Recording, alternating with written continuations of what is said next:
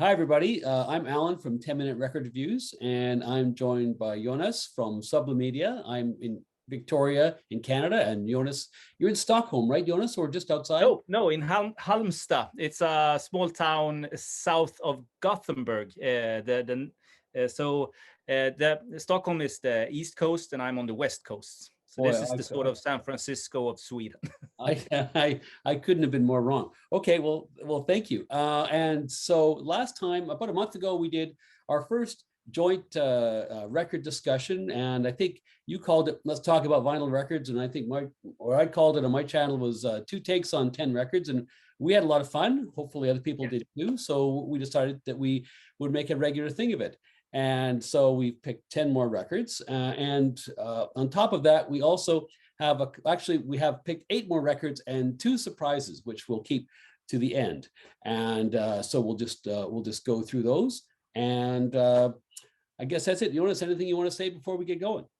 No, it sounds good. You wrapped it up totally. So I don't know who's going to start. Do you start or do I start? I'll start. I gather you have a cat who may appear on screen at any particular point. Yes, I have a cat just beside me, and my wife is she's going to get him. So okay, so don't be alarmed, everybody. If you see a cat, you can keep watching. We'll still remain focused on the vinyl. Okay, so the very first record that we thought, no, so again, we picked 8 records which we share, and then a record each which only one of us has, just to be clear. So the first record we picked is by Charlie Hayden, the Liberation Music Orchestra record, I think from 70 or 71 on Impulse. Now, this is one I picked. I'm a huge fan of Charlie Hayden. He, of course, played amazing bass and was so responsive to, Ornette Coleman and Don Cherry. I mean, fancy trying to keep up with those guys in that early group. That's amazing in that first free jazz stuff. He also does later on. He does some great work with Keith Jarrett. And he also, I don't know if you have this one, Jonas. I forgot to ask you, but there's a record he put out in the 70s called Closeness. It's 4 duets. One is with Alice Coltrane. There's a few others. It's incredible. Anyway, just a plug for that one. But this one is a fantastic record, and I wasn't sure what to think of it when I imagined it would be kind of free jazzy, and there was a little bit of that in there.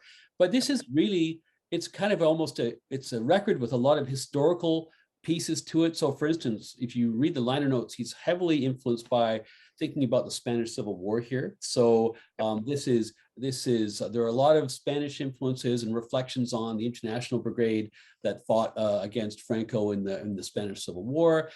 That first side of this record, I think, is amazing. It's kind of like, it's like Sketches of Spain meets Artie Shepp, with a little bit of New Orleans funeral marches and German working class anthems, because of course his collaborator here is Carla Bley, who is bringing a whole other level of stuff here. That's Carla there holding one pole, and then there's Charlie there, and there's Don Cherry playing 2 flutes in the front. I think this is an incredible record. There's so many fun little bits about it, like there's a song for about Che Guevara, and apparently, I was reading this the other day, he went to Portugal, and he dedicated that song when he played it. This is like 71 when Portugal still had a fascist government, but they were fighting all these anti-colonial rebels in Africa, and he dedicates the song to all the rebels, like certainly Mozambique and places like that. Anyway, he gets arrested and stuck in jail, and only gets fished out because Ornette Coleman goes to the consulate and gets him fished out, and so it was pretty radical stuff, and just.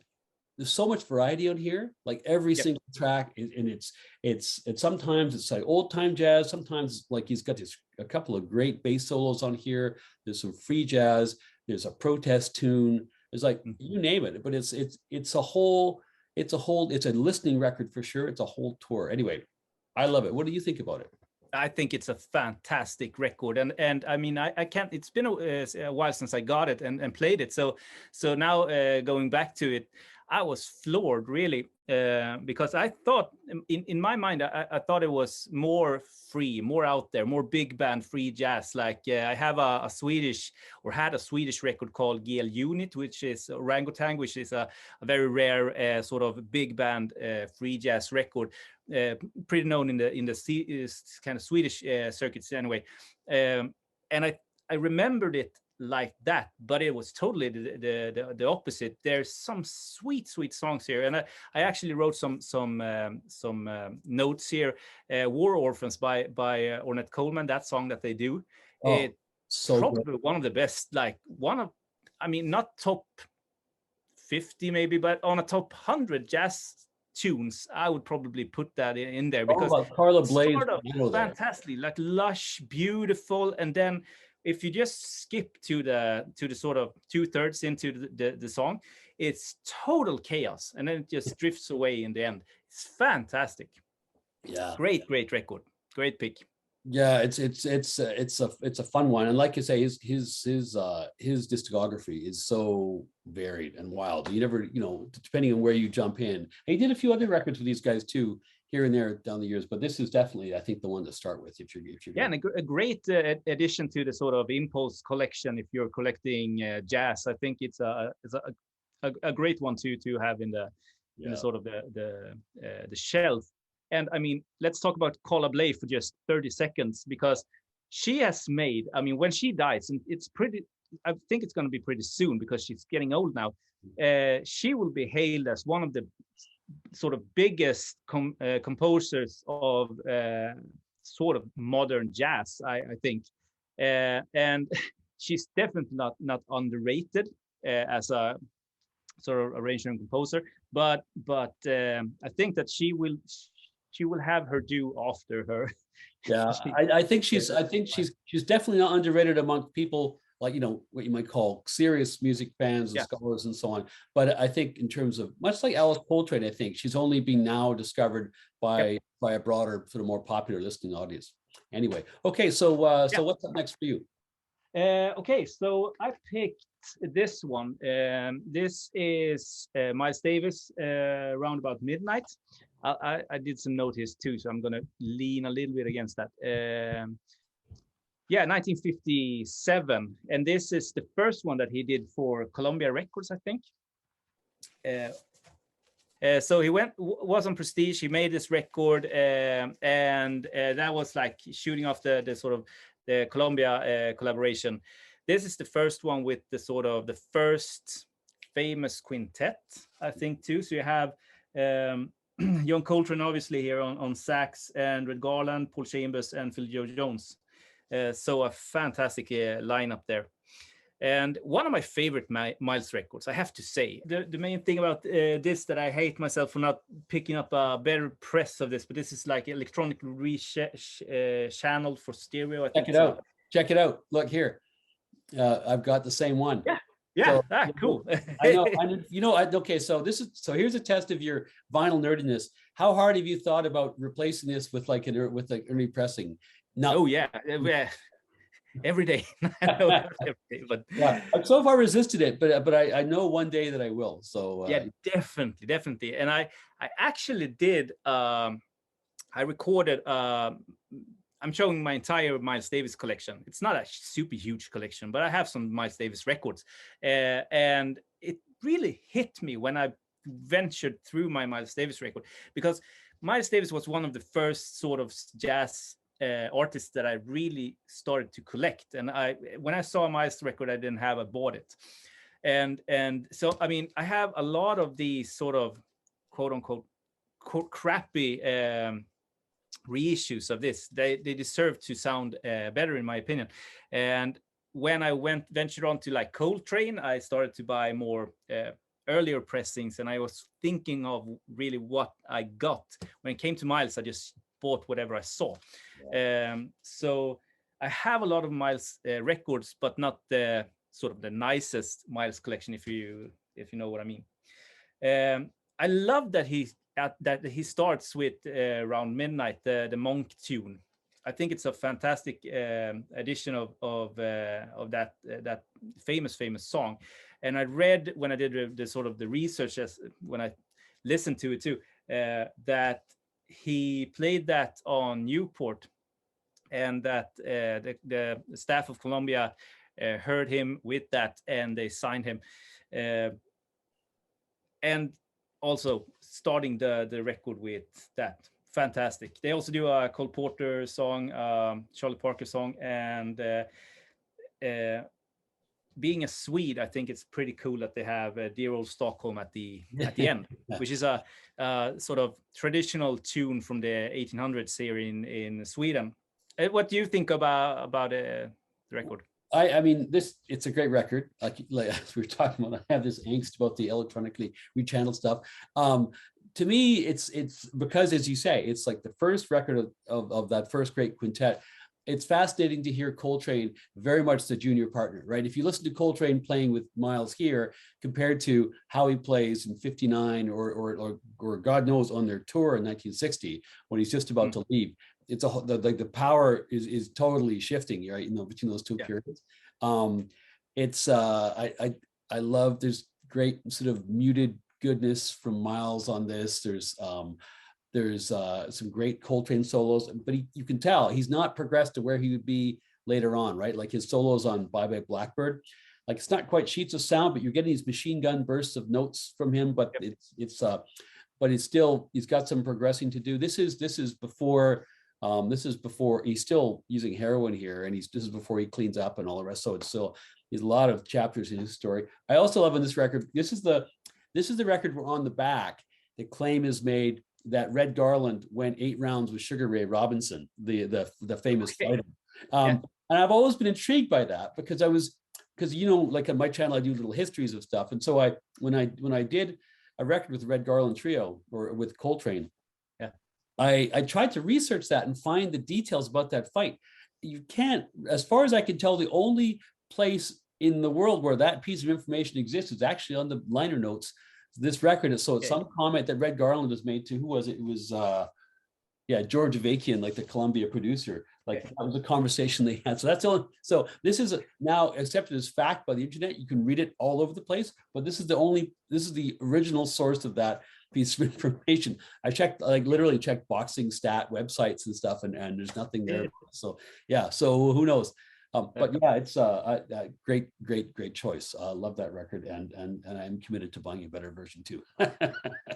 So, all right. So next one is that we picked. It was up to me, and I chose this fizzer from the early 70s, Nilsson Schmilsson. And I got to say, this is a record, parts of which are very dear to my heart, because my friend Gary, when I was like 6 years old, his older brother Brian, whom we all worship because he had like long hair and was a rocker dude and so on, had all these 45s. And this is the very early 70s. And one of the 45s he had was Coconut, which is a single, one of the singles off of here. And we just thought that he had that and Eleanor Rigby. I forgot, they were the only two ones we listened to all the time. And I just loved that song. And I've always loved that song since I was a little kid. So it was kind of fun to do this one. So this is now he had already kind of hit the big time before because he'd done that song Everybody's Talking, which had been on Midnight Cowboy, and he got a Grammy, and so he had a lot of profile. And he's a bit like Randy Newman, right? Like he writes all these songs that are kind of pop songs. He was not so much a rocker as such, although some of the music does rock. But he was revered as a songwriter, like Lennon and McCartney. Like even when they were fighting about everything else, the one thing they agreed on at this point in time was that Harry Nilsson was one of the best songwriters in the world. Yeah. And he, of course, famously was Lennon's wingman in his so-called Lost Weekend, right, and all the rest of it. And interesting too, the lineup on here includes Klaus Voormann, the bassist and guitarist, who was part of the Beatles kind of clique or hang around crew in Hamburg back in the day, along with Astrid Kirchherr and those guys. And he was also the guy, as we know, too, that drew the cover art for Revolver. Anyway, he's on here. So many great things about this record. The lyrics, great writing, great humor, great emotion, just like everything you could possibly want. Songwriting, these are, they're complex, interesting songs, but above all, for me, it's the variety. Like you literally have no idea what's coming next. When one song finishes, like, you know, like if you're listening to like a Joni Mitchell song or a Neil Young song or album or a Bob Dylan album, you kind of know what's coming next when the song. You have no idea on this record. It could be anything. It could have orchestration. It could be just a single unaccompanied piece. It could be a band rocker. Like you're all over the map. And so this is, for amongst other things, one of the least boring records I've ever heard, because you're totally on the edge of your seat. Okay, what's he going to do now? And like I say, like driving along which is a very Beatlesy song. I think it feels like it's like a detached George-like song. You could imagine this being on a George Harrison record around the same time. The blues early in the morning when he's just accompanying himself on the organ. The Badfinger cover, Without You, which like I think Mariah Carey's done that and Hart's done that, and like everybody's that big power ballad. Like you have power ballads and unaccompanied blues organ, like all on the same record, right? It's amazing. And Coconut, which I love and it's hilarious, but I think it's a very clever song. I don't think it's perfect. Like I think there's like I'm not some of the tracks, like I don't, or maybe it's just personal. It's like I'm not so wild about Down. I think Let the Good Times Roll is just okay. I think some editing issues. I could maybe have shrunk a couple of these pieces, and it doesn't rock that much. It's sometimes it's heavy over more into the adult pop lane as opposed to the rock lane. So it's not always my taste, but still, overall, it's a record everybody should have in their collection. I think if you collect, especially early 70s rock and roll, this is one to have. What do you think about it? Yeah, I love it. It's one of those records that I always come back to when it comes to my sort of rock collection. And Jump in the Fire, is that the song title? That's a pretty heavy song. Yeah, it is. It's like, and I love the bass on that too. Yeah, it's great. It's great.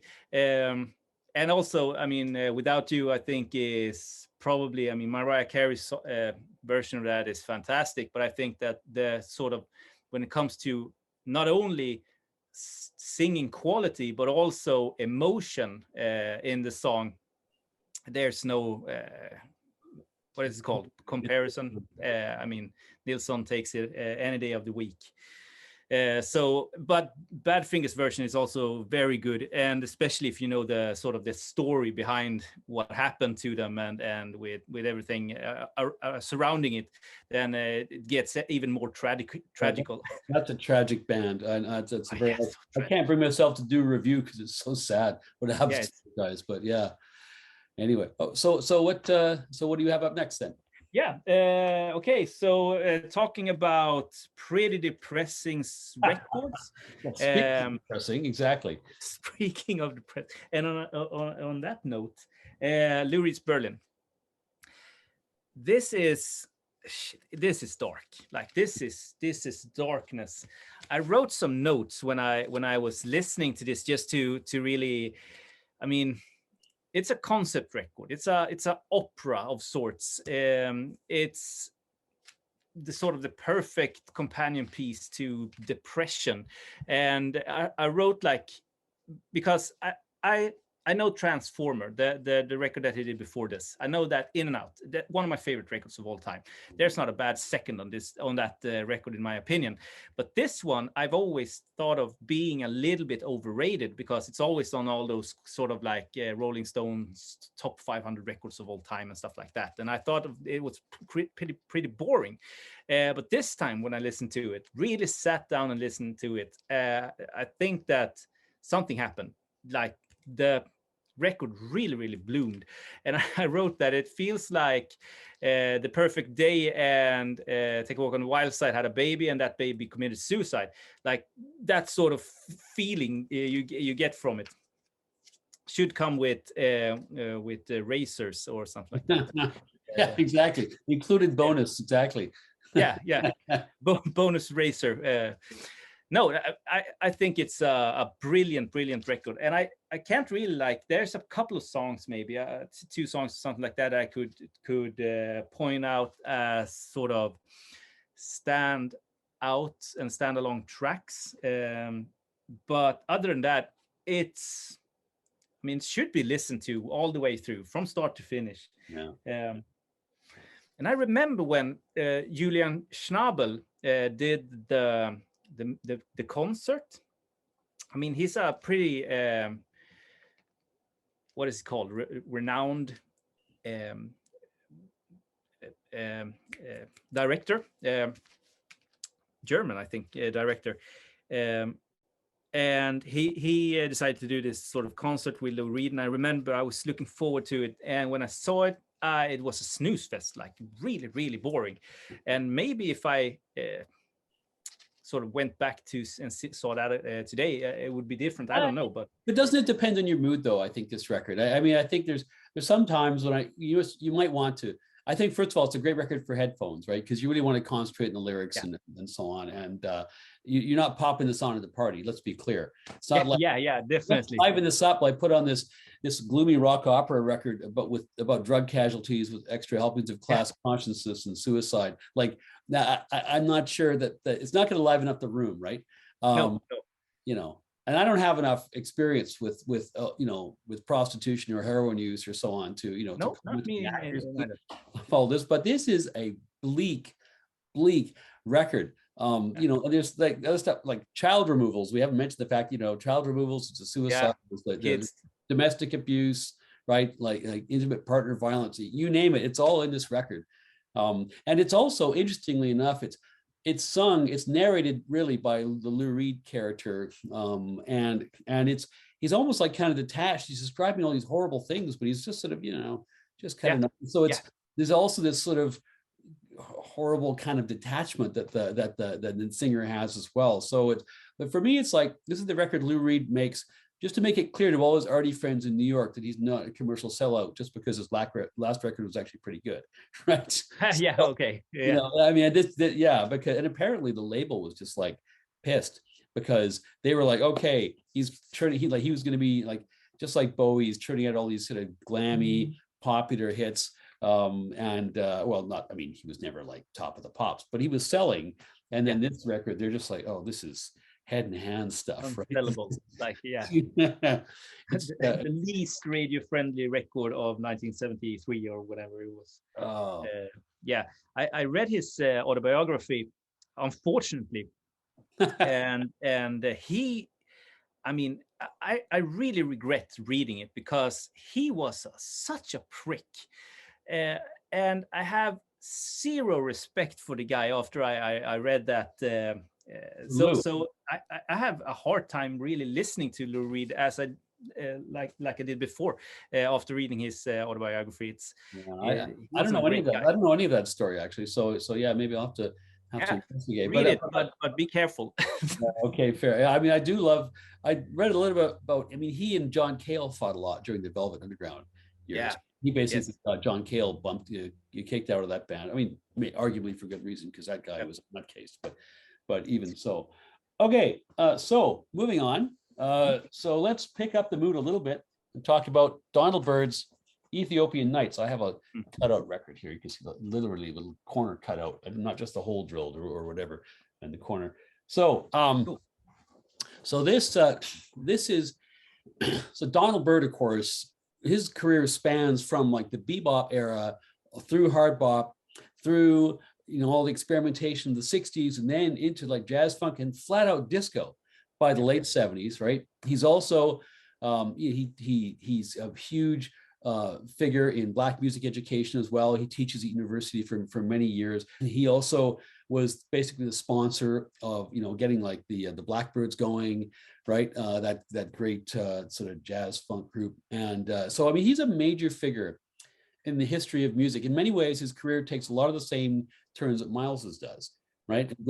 Because he's maybe critically, like he's most praised for his work in the classic Blue Note era, right? As a hard bop player. And so when this record comes out, for all the the top jazz dudes, right? This is the record where, oh my God, he's selling out. He's sold out to to basically playing popular sort of R&B, funky stuff. He's no longer playing austere, hard bop lines and so on. and so for all the things that people criticize this record about, why it's a sellout, I say that's why this record is so good, right? Yeah. Because he's not content just to be another one of these, a guy like, well, I mean, Lee Morgan didn't live to see this, but just not another Blue Note star from the 60s who's then sidelined, in the 70s, right? No, he actually moves with the times, just like Miles, although I would argue he makes a way better transition into the 70s than Miles does. The big crime for all the sort of the, Hepcat finger snapper, Blue Note fans was that he actually laid down some fat beats on this record. But it's as jazzy, I think, as anything Miles was doing in 70, 71, but it's actually better, frankly, I think, than my own opinion of what Miles was doing. And the lineup is awesome. There's like guys from the Crusaders like Joe Sample and Wilton Felder. Bobby Hutcherson is playing vibes, Harold Land on sax. Like there's like the quality of the players here is great. You get these big, long, extended, funky workouts, but I also love that one, I forget the name of it. What's the shorter track is the first on the second side is it? Jamie, it's called. Yeah, that I love that, and I love his trumpet line on that. That song should be more famous than it is. I mean, maybe it is already a little bit definitely, famous, but I that melody and his playing, that is just so fantastic. It just chills down my spine. But I also love the funky groove that he gets into with the band. Some of the bass work from Wilton Felder is incredible. Like this to me is one of the great albums of the early 1970s, and for all the reasons it was critiqued back in the day, I think those are reasons we should celebrate it today. So that's why I wanted to talk about it today. What do you think about it?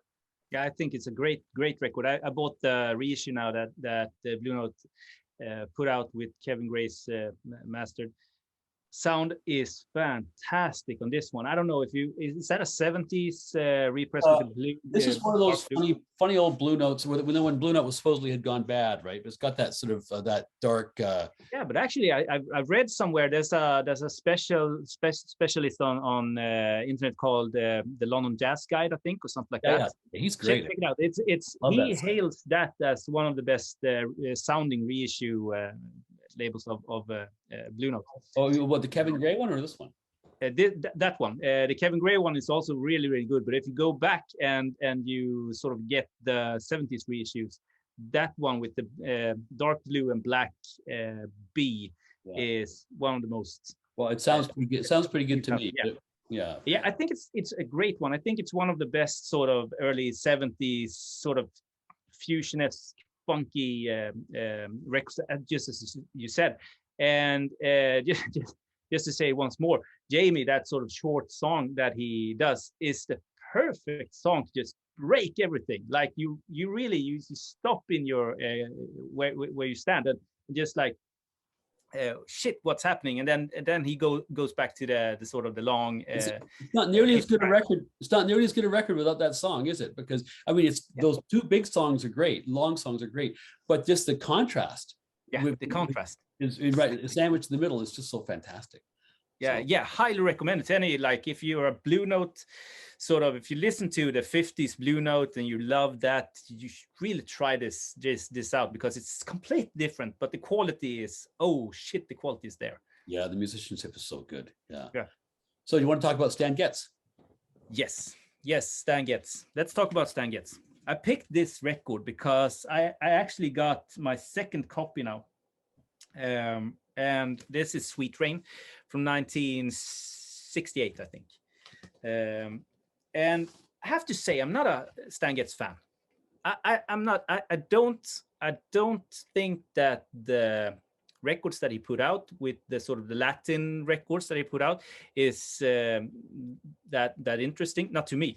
And I don't think that his tone on the instrument is something that I really like listening to. I think there's a lot of sax players out there that does that much better than him. But with that being said, I think that this record, Sweet Rain, is one of those Stan Getz records that I've heard that is good. And in my opinion, and this is just my opinion, it's not Stan Getz credit that it's good. It's actually, and I thought about this, I think it's Grady Tate, the drummer, which I know nothing about more than that I read some when I did research for the record, I did some reading about him, and he's a soul drummer. And I think that may be the case with this record that I think is good, because Ron Carter is playing bass and Chick Corea is playing piano. So he has a pretty 1968, a pretty young sort of lineup. And he was also, I think, heavy into heroin or whatever it was, deep into drugs, and I think you can hear that a little bit on the record too, that he's not playing his most like focused, but the players around him does this justice. That's my take on it. On Verve, it's a great record. It's pretty easy to find, I think, and if you do, I think it's worth picking up. Yeah, what's your opinion on it? It's easy to find. It's cheap, so it's kind of funny. So I think you and I are about as far apart on Stan Getz as we can be on an artist, because for me, nice. So Getz Gilberto was one of the records that my dad had. It was one of the first records I can remember my whole life. Because my early childhood was the late '60s, and so I remember that's one of my first musical memories, and I've always loved that. And the bossa nova, that was the start of my bossa nova obsession, which I think I have, and so I regularly do bossa nova reviews, which don't get many views on my channel, but I do them because I'm obsessed. Anyway, but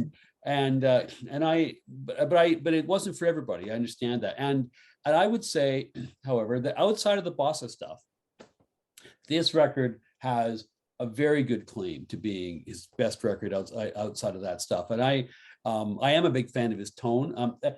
Is he necessarily at his best here? I'm not so sure. I think he's actually at his best on Getz Gilberto is the greatest single thing he does. But you're absolutely right about the other players on here. A young Chick Corea, who had only been a sideman at this point, had yet to work with Miles, but you can tell the forward-thinking and sort of simple, spacious compositions. He's got a couple on here. You can see why Miles gets attracted to working with Corea out of this.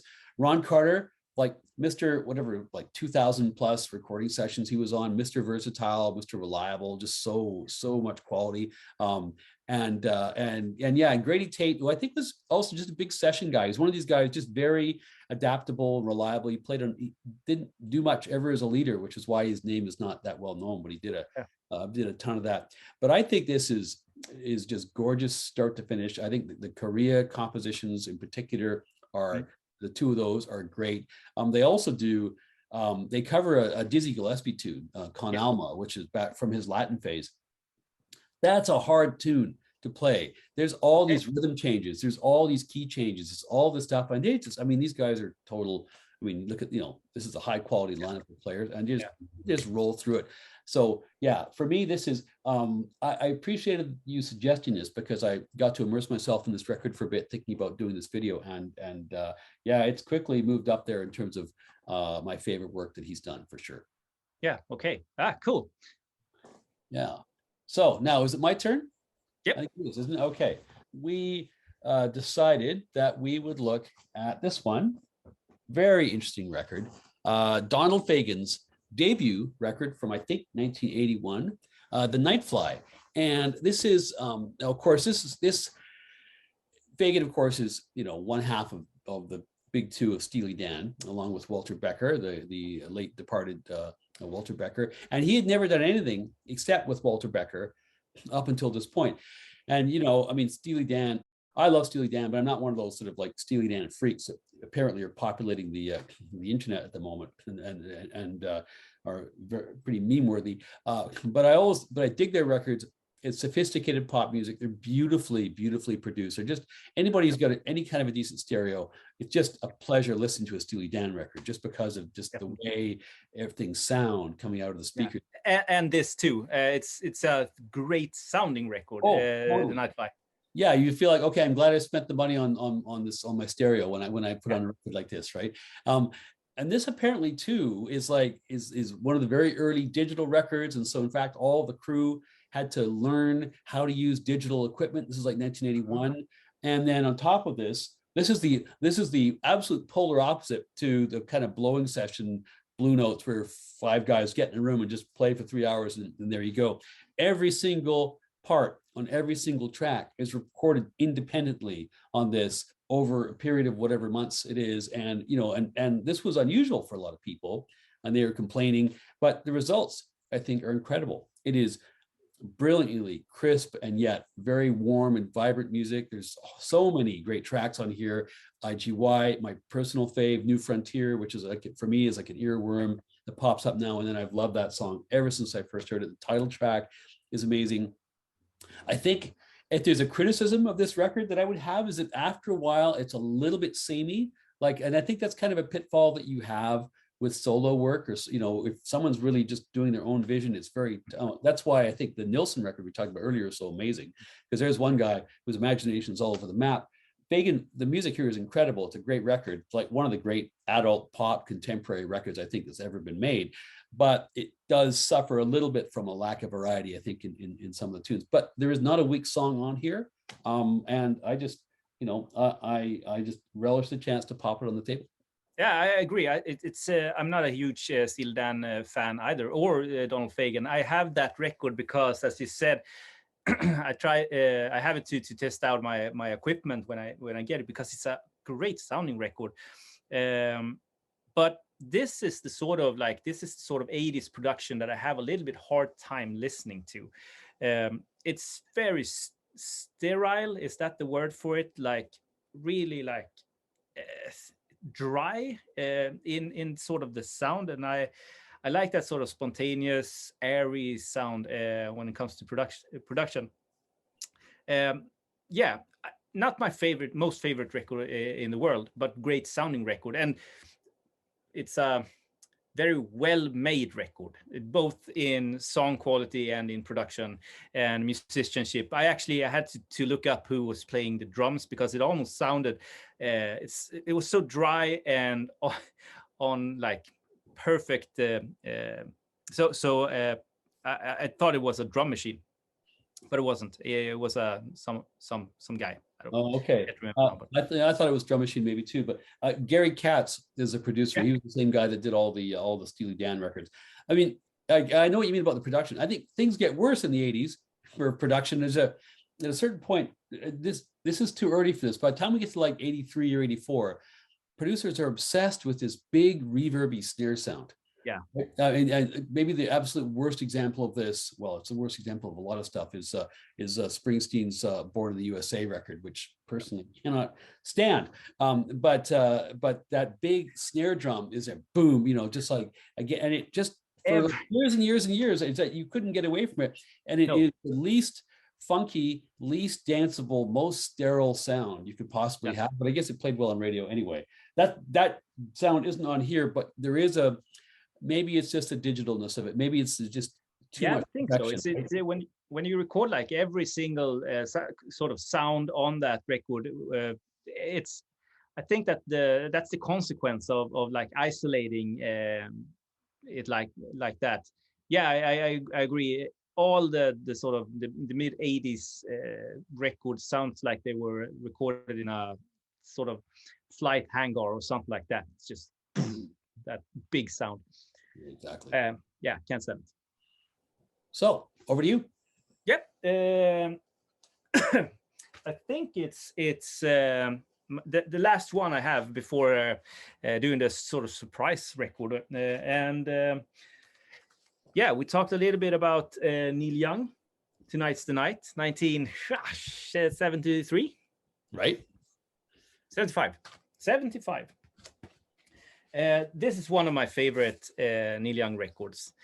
it's such a great record because it sounds like they just went into the studio or the sort of not even studio, the rehearsal studio, something like that, and just played, and someone hit record. Such a spontaneous record. It sounds like that anyway, but there's no doubt in the world that it's a Neil Young record. You can hear it instantly when you listen to it, and it feels like everyone had a fun time doing it. And I read in his biography or autobiography that wasn't this the time where they lost Danny from the horse. Can't remember, but it's somewhere along this line. So it should be a pretty dark record. But I think that this sort of a pretty. They sound that they're having fun. So I wrote like it's a raw in the sound. So the opposite of Donald Fagen, I assume, sounds like someone was just hanging a microphone from the ceiling and recording what happened in the room. Yeah.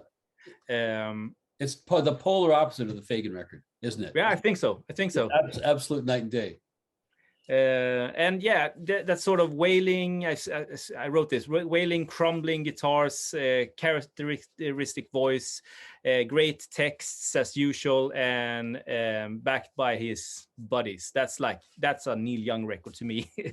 and just this is a record made in Barbados. So I have a Barbados press of this, which I've never seen before. Question: Does it have the insert? If some of them apparently had an insert with some liner notes and some kind of cryptic remarks from Neil. Do you have that, or mine does not? No, I don't think so. I've got a more recent one. It's got a barcode in the back, so it can't be that old. But to me, this record reminds me of a bit of Exile on Main Street, right? It's got that same kind of. Maybe sloppy is a strong word, but just kind of loosey-goosey, unrehearsed, just kind of thrown together feel. I mean, and this is I'm not a huge Neil Young head, although I have a lot of Neil Young records. I kind of prefer the era of Neil that he apparently is reacting against here. I really dig Harvest and some of his earlier solo stuff. But then what happens is he gets all pissed off at all the fame and I think he's very heavily affected by the deaths of close associates because of drugs and band members and so on, and he just decided he retreats to his ranch. He's just rejecting all this stuff and he just gets rawer and rawer and rougher, right, in the music that he puts out. He kind of loses me a little bit. I love, but as he continues down that vein, I become less interested in his music, and he also has he is to the guitar what Bob Dylan is to the harmonica, right? It's a feature of his playing and his music. But Neil Young guitar solos are I find a little painful to get through because they're a little bit twangy and rough. But this is, you can feel the emotion coming through this. This is this is clearly it's a people playing for each other. It's music for musicians. There's a lot of feeling in it. I think there's some really great tunes here. Mellow My Mind is amazing. Borrowed Tune, which is, so it was funny because I was thinking Borrowed Tune, God, I've heard this before. And of course it's the melody to Lady Jane by the Stones. But the funny thing is, he actually acknowledges this in the lyrics while he's singing it. I suppose that's probably famous and well known if you're a Neil Young fan, but I didn't know that till I heard it. And he basically says, "This is a tune I borrowed from the Rolling Stones." That's one of the songs, or one of the lines in it. And Tired Eyes, and anyway, great tunes on here. I'd call this one of the records that finally brings the curtain down on what was left of the '60s. And there's no more idealism here. It's raw, and as you say, raw was the first word I had actually written down to talk about. It is a raw feeling. Right? Raw feeling. But it's pretty cool. So and I think that I love On the Beach, and when they come to Ragged Glory, I think it's a good record, not a masterpiece by all means, but it's a good record. But then he loses me a little bit. Rockin' in the Free World, I think, is one of the worst songs ever. I hate that song. I can't stand that song. It's awful. really, well, that's everything that I don't like about Neil. That that's the sound, just the sound of it is bad, I think. Yeah. Yeah. It gets played all the time. I don't know why, but And I think I sold it. I had his Lenoir or Lenois record that he did with Daniel Lenoir. right. And I think that's sort of, we have went beyond his sort of hammering on the guitar. That record is only hammering on guitar. The same goes with his soundtrack to Dead Man, that the Jim Jarmusch movie. Those two records are pretty similar in sort of style. And I think that those two are pretty interesting, not good, but interesting records compared to like Rockin' in the Free World or Freedom, which is just, in my opinion, bad. Like a bad record. And everything that came after that also. I can't stand Psychedelic Pill and all those sort of and the cover record that he did. It's not my thing. It's just not my thing. But this is great. I love his archive series when he does just him on a guitar or piano or something like that, or very like sort of that's the Neil that I. Do you have the Massey Hall record? The live at Massey Hall? Yeah, that to me is peak Neil. I'm probably for most people it's peak Neil, but it's so good. And, you know, he's not always quite singing in key, but there's so much feeling, you know, in his voice, right? So yeah, and that's not, if to me listening to a singer-songwriter, the feeling is like 80% of the entire sort of song, or if they can perform what they are saying or what they want to get through. I mean, the rest, music, texts, quality of voice, doesn't matter. It's just, if feeling is everything. Like Karen Dalton, I love her voice, but if I was playing that to one of my buddies, they would say that she had the worst voice ever. I love her voice. Yeah, I don't actually know her work, so that's, now I'm curious. I have to go dig it up. But okay, in the next episode, I'll take that as the surprise one. That sounds good. Okay, so speaking of surprise, so do I go first with the surprise then? Is that where we're at? Yeah. I guess we do. Yeah. Okay. You have to go first.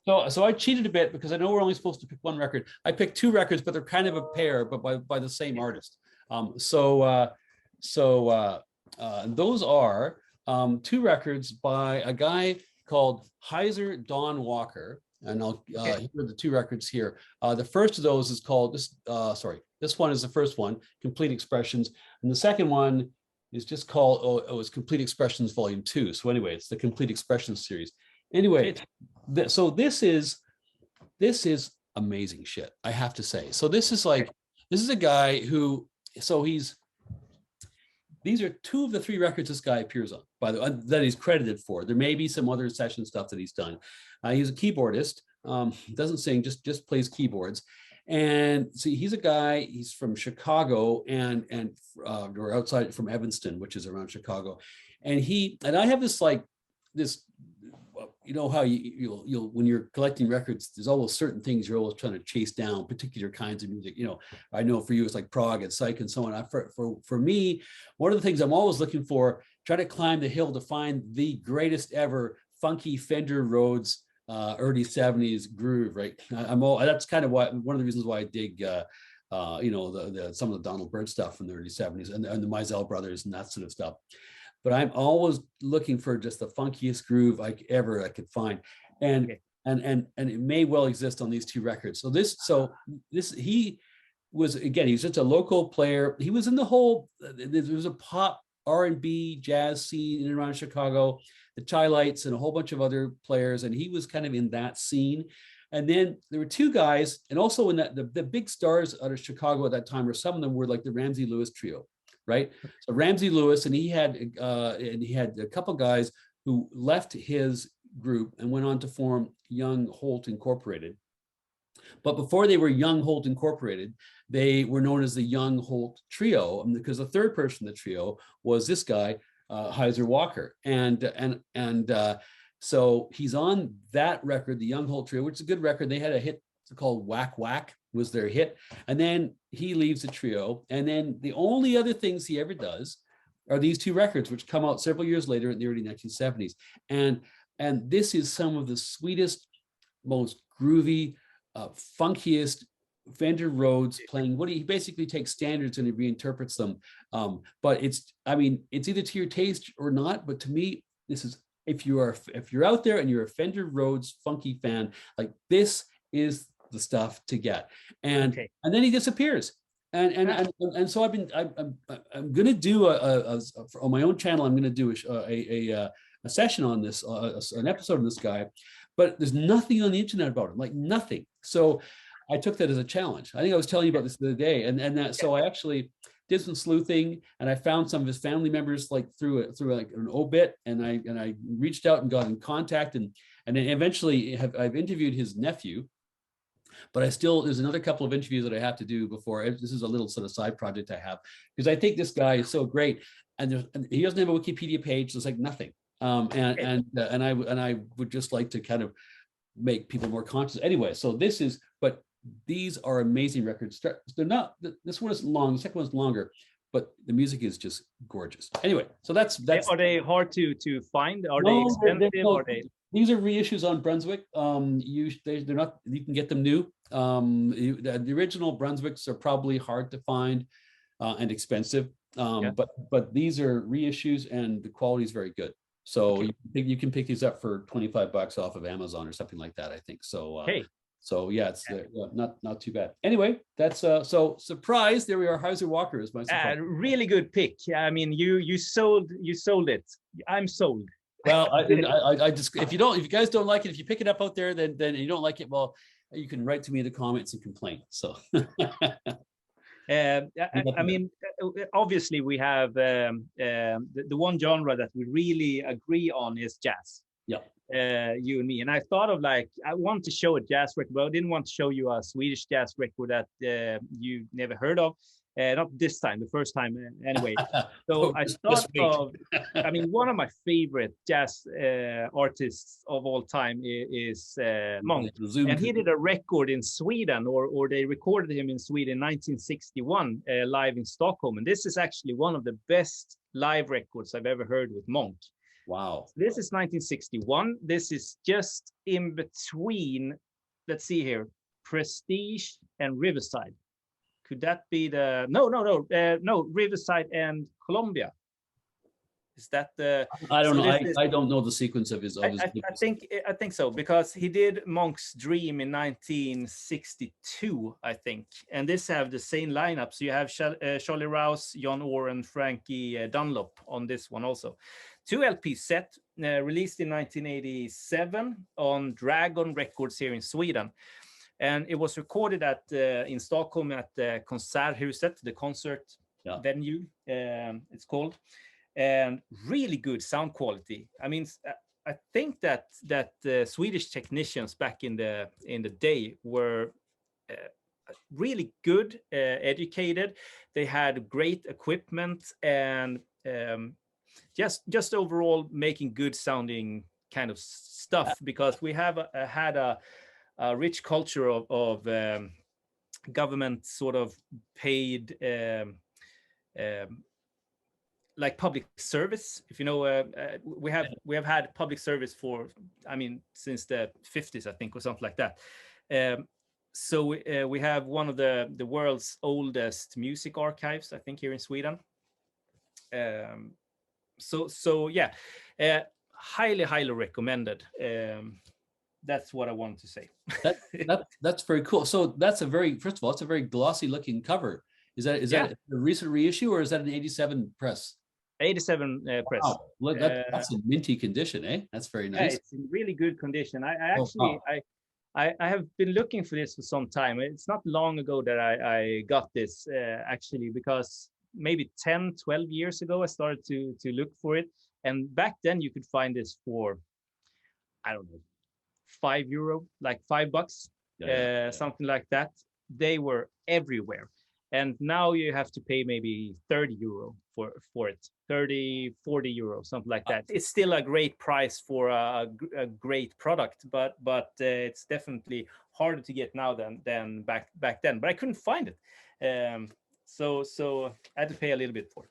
Yeah, I've never bought a Monk record I regretted buying. That's so I've never heard that one. That's got me intrigued. There was a big, not, to call it an exodus is wrong, but there was clearly a real attraction to play in Scandinavia for a lot of the top jazz guys in late 50s and early to mid 60s, because there's all kinds of, like Albert Ehlers over in Copenhagen and Getz toured there a lot. And also, and maybe it's because too the facilities were good, like you say, right? Because I can think of a number of live records I've got that were recorded in the same venue in Stockholm. But yeah, I mean, there are, I don't know, maybe there are some bad Monk records, but I don't know what they are. No, I don't think so. I don't think there's a single bad. They talk about being, I haven't come so far in his catalog, so I haven't listened to the last records that he made. Some of them they say are a little bit unfocused and so on, but it's I have a hard time just imagining that he would put out like a total bad record. Well, he had the advantage, of course, in his later years when he was not suffering from when he was not enjoying great health. But he had a patron, right? He had the Baroness, right, who was looking after him, and his wife, and they actually moved into her house in New York. And so up until the end, whatever other challenges he had, he didn't, he wasn't suffering in terms of, nutrition, having a good place to live. And like, a lot of people, a lot of guys, I've been doing some work on reading about Chet Baker. He had a terrible time, right? Well, Mike had, some challenges, but his were principally mental health challenges. But he had, there was kind of a shock absorber system in place for him, right? So yeah, I think so too. Maybe he would end up like Charlie Parker or something like that if he didn't have that sort of parachute to make him safe. It's funny that you mentioned the sort of Scandinavian connection with a lot of the US big sort of jazz names, because I think that the reason they went here is because we really sort of Swedish people or Scandinavian people really like treated jazz musicians as kings and rock stars, and they paid them good. They got to stay at great hotels, and I mean stuff like that. They could practice, and when I've read like Monk and Miles and stuff like that, as soon as they went back to the States, they were treated terribly. Well, yeah, I mean, that's the thing. I mean, I wouldn't say. I mean, let's not pretend that Europe was a non-racist society. But at the same no. What these guys were facing back at home was basically apartheid, right? Yeah. I mean, for lack of a better term, and that's, I mean, and you can go back to the pre-war period too, and a lot of the jazz players then shocked when they go to Europe, and they get to stay in the same hotels as everybody else, and are treated like human beings, so I think that was a big part of it. That explains. There's an interesting book, I think, to be written on jazz tourism, because there's that piece. There's also all the State Department funded tours which happen which is basically an outcropping of the Cold War, right? It's all about just like the Soviets had their ballet company touring everywhere. It was a cultural outreach. Americans were sending Dizzy Gillespie to every continent he was willing to fly to, and those musical trips have ripples, right? Because then things start to happen in those places, or the connections. That's why we get back to the bossa craze we talked about before. That's what we get. That's what we get all that as well. So it's maybe it's already been written, but the whole kind of like the international connections around jazz ultimately ends up giving us some great music, just like what you just showed us now. So yeah, definitely. And I mean, Don Cherry was here for a long time. He was living here in the sort of 70s for a long time, and I think that the ripples that he did on sort of jazz history on Scandinavian music was huge, because he started an entire movement that in parts still are going on. I think that sort of fusiony world music, it's free jazz. But I read the book about Mocky, Sherry and Don Cherry, and they talk about free jazz, but not free jazz in sort of breaking free from the bop, but more free in a social term, like breaking free from society, breaking free from organizers doing concerts. They did their own organizing their own concerts when he moved to Sweden and stuff like that. So yeah, super interesting. And that book, a geographical book about because a lot of people went to Japan. It's very like a lot of people went to Japan, and obviously it's for seeing the country, but then again a lot of sort of Japanese jazz from the 70s, fantastic. Like, really and that's going to be for another episode. But I have one. I have a couple actually that I am thinking of, which are which it's really a very distinct thing, and it has a lot of there's some very Japanese things about, obviously, kind of about the way the music evolves, but clearly, obviously, there's this fusion with American traditions as well, and the results are pretty fascinating. And of course, because the engineering and the production and the pressings are all Japanese, the quality is relentlessly good. So look, this has been this has just been a wonderful conversation, and we could talk for 2 hours. Yeah, we could, but people have other things to watch on YouTube, so we should let them go and do that. And I think we can promise everybody this will not be the last of these, and Jonas will figure out a new theme, and we'll get back in touch pretty soon and see everybody then.